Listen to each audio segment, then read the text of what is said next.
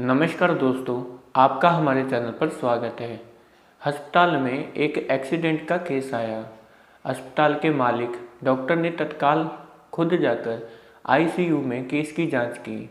2-3 घंटे के ऑपरेशन के बाद डॉक्टर बाहर आया और अपने स्टाफ को कहा कि इस व्यक्ति को किसी भी प्रकार की कमी या तकलीफ ना हो और उससे इलाज एवं दवा के पैसे ना लेने के लिए भी कहा।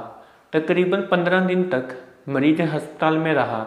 जब बिल्कुल ठीक हो गया और उसको डिस्चार्ज करने का दिन आया तो उस मरीज का तकरीबन 2.5 लाख रुपए का बिल अस्पताल के मालिक और डॉक्टर की टेबल पर आया।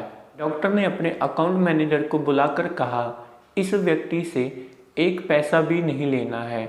ऐसा करो, तुम उस मरीज को लेकर मेरे चैम्बर में आओ। मरीज व्हीलचेयर पर चैम्बर में आया। डॉक्टर ने मरीज से पूछा, प्रवीण भाई, मुझे पहचानते हो? मरीज ने कहा, लगता तो है कि मैंने आपको कहीं देखा है। डॉक्टर ने कहा, याद करो, अंदाजन 2 साल पहले सूर्य अस्त के समय शहर से दूर उस जंगल में तुमने एक गाड़ी ठीक की थी। उस रोज मैं मेरे परिवार के सहित पिकनिक मनाकर घर लौट रहा था कि अचानक कार में से धुआं निकलने लगा और गाड़ी बंद हो गई। कार एक तरफ खड़ी कर हम लोगों ने चालू करने की कोशिश की, परंतु कार चालू नहीं हुई। अंधेरा थोड़ा थोड़ा गिरने लगा था। चारों ओर जंगल और सुनसान था। परिवार के हर सदस्य के चेहरे पर चिंता और भय की लकीरें दिखने लगी थी और सब भगवान से प्रार्थना कर रहे थे कि कोई मदद मिल जाए। थोड़ी ही देर में चमत्कार हुआ। बाइक के ऊपर तुम आते दिखाई पड़े। हम सब ने दया की नज़र से हाथ ऊंचा करके तुमको रुकने का इशारा किया। तुमने बाइक खड़ी करके हमारी परेशानी का कारण पूछा। तुमने कार का बोनट खोलकर चेक किया और कुछ ही क्षणों में कार चालू कर दी। हम सबके चेहरे पर खुशी की लहर दौड़ गई। हमको ऐसा लगा कि जैसे भगवान ने आपको हमारे पास भेजा है, क्योंकि उस सुनसान जंगल में रात गुजारने के ख्याल मात्र से ही हमारे रोंगटे खड़े हो रहे थे। तुमने मुझे बताया था कि तुम एक गैरेज चलाते हो। मैंने तुम्हारा आभार जताते हुए कहा था कि रुपए पास होते हुए भी ऐसी मुश्किल समय में मदद नहीं मिलती। तुमने ऐसी कठिन समय में हमारी मदद की। इस मदद की कोई कीमत नहीं है, ये अनमूल्य है, परंतु फिर भी मैं पूछना चाहता हूँ कि मैं आपको कितने पैसे दूँ?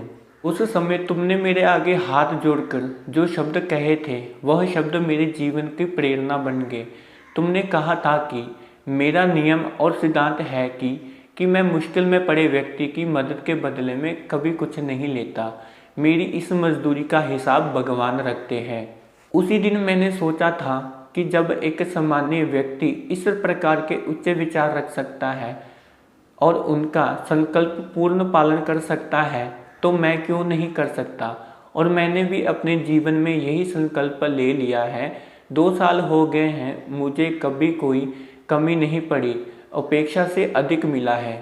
ये अस्पताल मेरा है, तुम जहाँ मेरे मेहमान हो और तुम्हारे ही बताए हुए नियम के अनुसार मैं तुमसे कुछ नहीं ले सकता। ये तो भगवान की कृपा है कि उसने मुझे ऐसी प्रेरणा देने वाले व्यक्ति की सेवा करने का मौका दिया।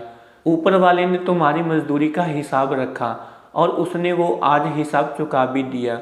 मेरी मजदूरी का हिसाब भी ऊपर वाला रखेगा और कभी जब मुझे ज़रूरत होगी वह ज़रूर चुका देगा।